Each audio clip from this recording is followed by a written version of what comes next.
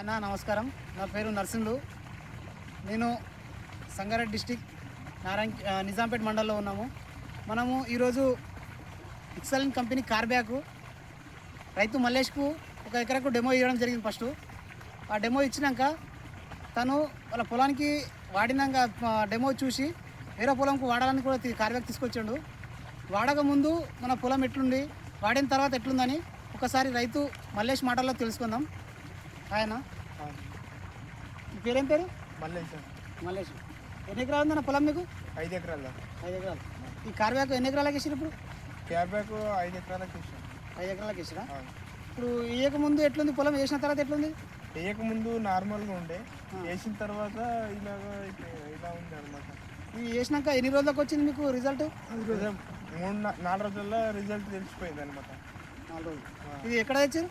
నారాయణఖేడ్లో. నారాయణఖేడ్లో. మంజునాథ్. రోజు